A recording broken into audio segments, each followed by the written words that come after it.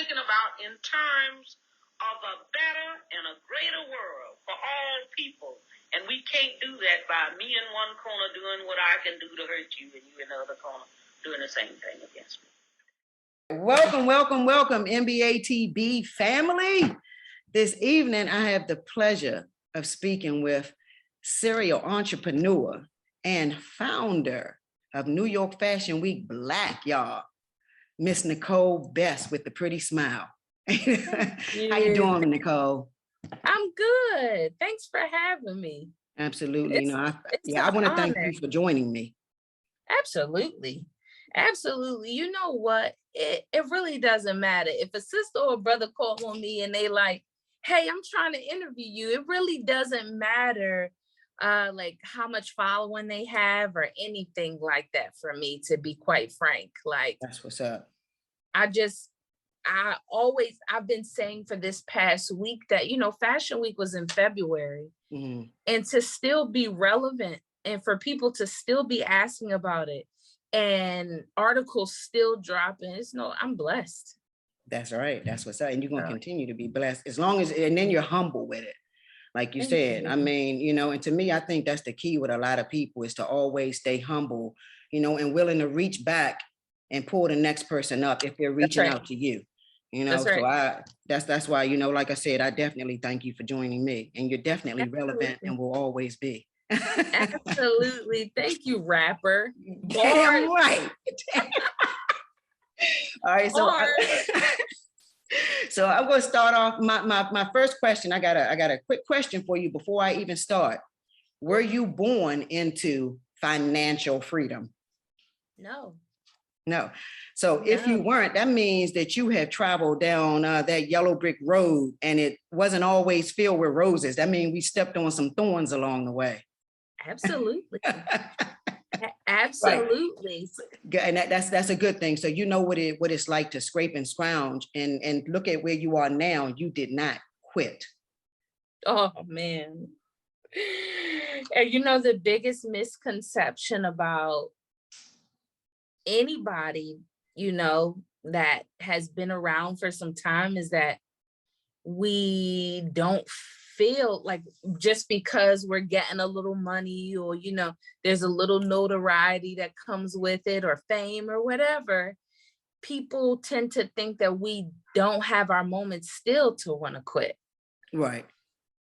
It's just Wednesday for me and it's been a rough week. Today, I got up, I took a shower, I put on some smell good, I threw on whatever, that's how I dress. So like, I took the kids to school. I was like, I'm going to go to this cafe that I like and I'm going to work because I can really like get my focus on, Right. And I never made it. Just so many different things pulling you in different directions. Yeah. And like, you are a serial entrepreneur. Absolutely. I have 5 businesses. Wow. And I'm always busy. I'm always on my phone. I'm always checking an email, right? And today when I was driving back, I just gave up. I was like, you know what? I'm going home. I took my clothes off in the living room and walked to my bed. And I went to sleep.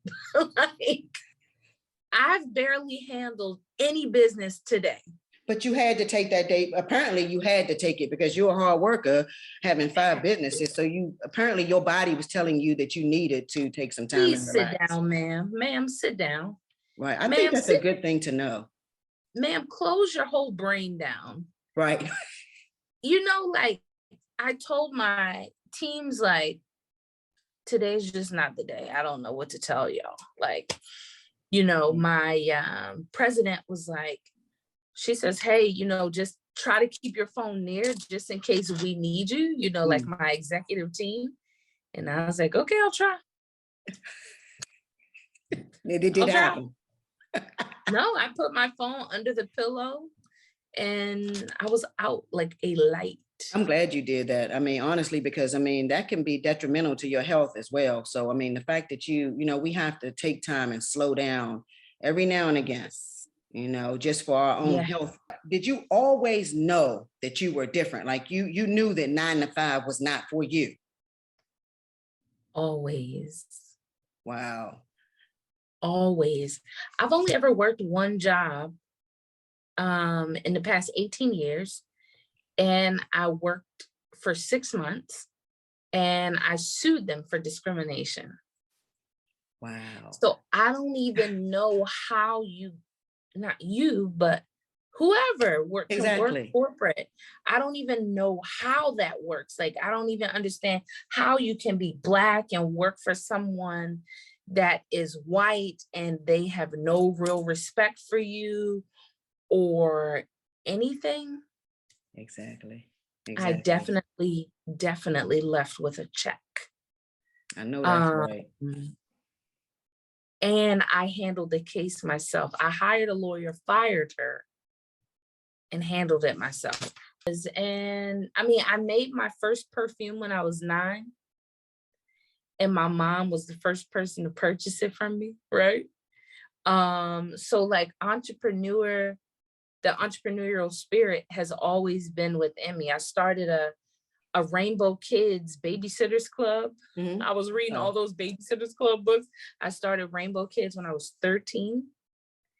And I would take care of like 6 to 8 kids from my church on the Army base. So like, yeah, I've always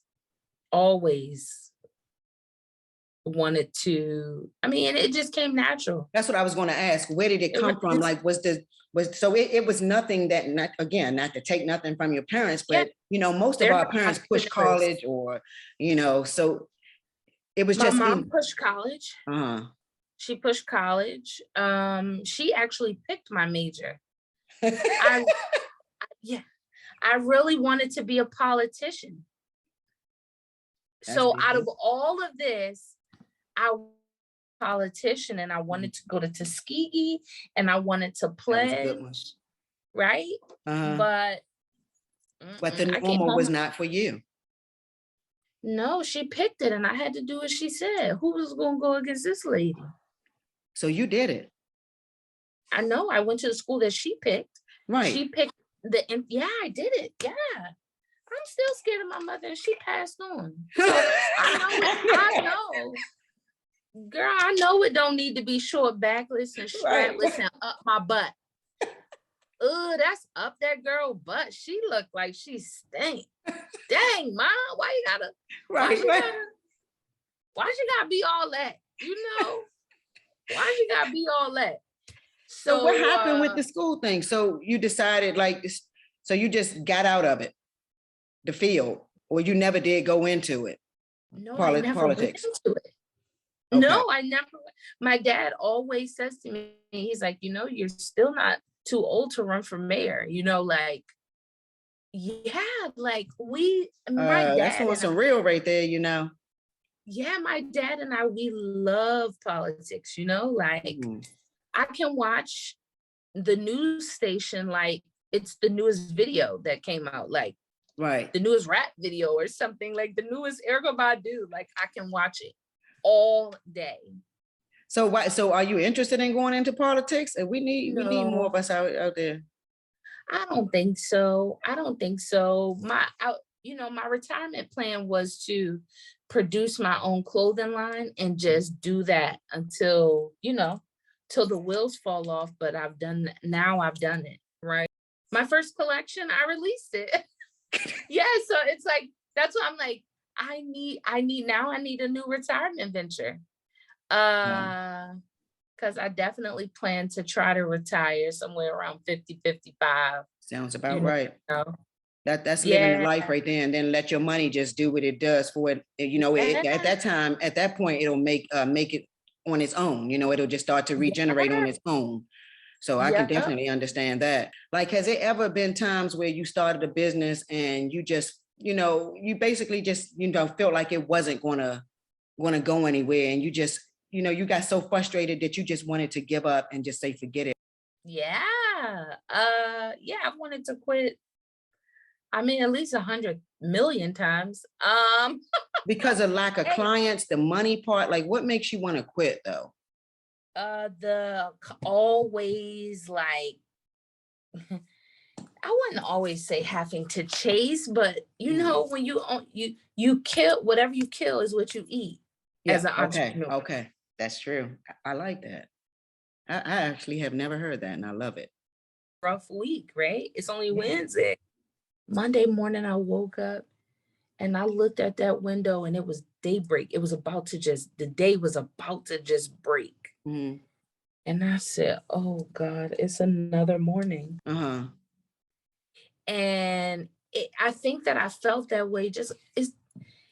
I want so much, you know? Okay. Right. I'm the curse breaker. Like once you conquer something, are you looking for the next thing? I never actually look for it, but I know that everything that's connected to me, I must own. I am the CEO of it. I don't have to outsource work. Soon I'll own a marketing agency that does graphics because I'm not outsourcing no more. That's the only thing I outsource. Okay. So everything else you do. I'm going to own everything. I never wait for nobody to tell me that, oh, you're good enough. Oh, we'll take on your company. No, I take on my own. Like there's no, I'm big on that. I'm big on that. Or if I'm trying to get in the door and they don't let me in or they not sure yet, I create the same business. I love it. And I hired a person that know how to run it better than me. That's the smart thing right there. Absolutely. That's the key right there. I just told my executives that the next set of people that we hire, I want them to be smarter than them. That's what's up. But work for them. I love it. Yeah. I don't play that. I just wish. If I wanted to rap or if I wanted to sing, I promise you I'll start the label tomorrow and post and get the design. If I don't design it myself, I taught myself how to make websites, I can do graphics myself. And you see people, and I think that's very important that you say that sitting here right now, a business owner, something that others that are going to see this, that are trying to attain, and you've done it and continue to do it and conquer, and break down barriers everywhere you go. And so I think that's very important for people to hear, because people, it does take money to do things. We know that you got to give to get, like you said, you eat what you catch. So that has to do with money as well. But I think it's very important what you said. You taught yourself a lot of these things. You go out there and you create your own opportunities by teaching yourself. All day long. There's nothing right now in my business I can't do. Right. I think there's nothing I can't do. I can be my own admin. I can do what everybody that works for me do. I think that's a good thing though. I think that can be a curse. That can be a blessing and a curse though. It is, but I'm tired now, so I'm okay with letting go. Yeah, exactly. See, you're at that point. You've already gotten past that, where you probably are starting to loosen the reins a little bit, because that definitely can be a curse. Allow them to mess up, allow them to lose clients, all that. I don't get frustrated because that's what keeps your team under you. Because you know that they're your team, and if we're a team, they're not doing these things to hurt, because it's going to help them grow as well. I think that's important. And the way that the vibe that I get from you, if I'm correct, is a very giving person that's always going to lend a hand and help the next person if you do have dreams and goals. And they come to you for advice, you're going to help. You're not going to push them away. Like, nope, you stay in the pot. I done already made it. Put the top back on. That's right. Yeah. That's right. You're very right. That's the only reason why I'm in business. I'm in business for you, you, and you, and you. And I love that. I have been in PR for 18 years because I love to see people's dreams come true. I love it. I love it.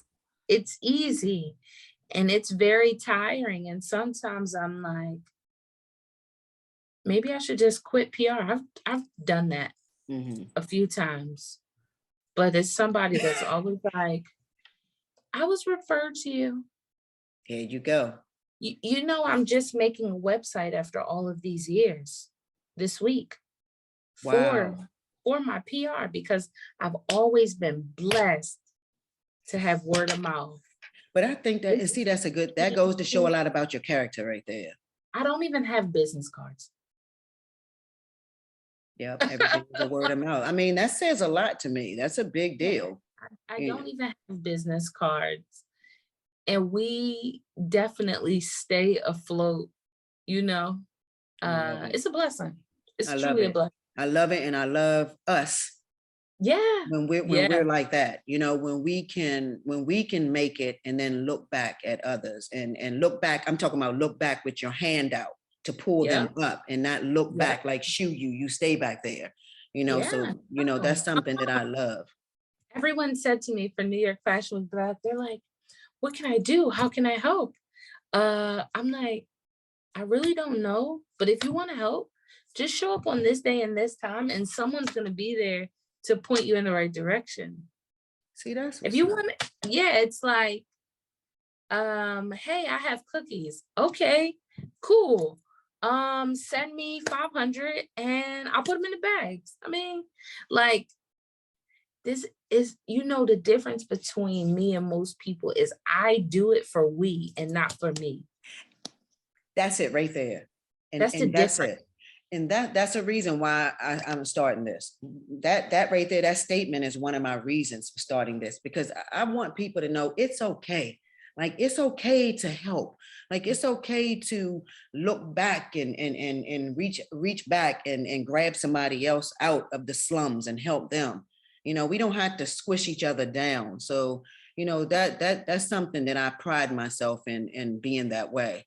And I know that I'm always going to stay that way. So, you know, I like to meet other people that are like that, because that's the only way us as a people can succeed. Yeah, let me tell you, today, one of my investors called me and he says, superstar, just send me your autograph before you blow up. Never mind, you done blowed up. I just put mine in the mail. That's what I'm talking about. I'm like, man, relax. This portion of my life, God would have always applied it or given it to me, but he gave you the word and the finances. It's true. Right? Yeah. To bless me. And he was like, you know what? You're going to be amazing because of how humble you are. He said, there are people that I'll give them an opportunity and they don't take it or they're skeptical. And I said, you know, people deal with past hurts, you know, traumas where they don't trust people and things of that nature. And I said, but for me, I've sown the seed. So I know when God coming. Exactly. I know when he pulled up. And when I met you, God pulled up. That's right. And I'm getting in. And I'm getting in. Yes. And it's been beautiful the entire time, you know? And I love it. And I love it. And you know, I'm sitting right here looking right at you, and I wish you nothing but continued success. But I already know that's on the horizon because of your humbleness and your work ethic. Of course, that shows for itself. You wouldn't have been in business this long. So that speaks for itself. But I think that humbleness is a really, really big key.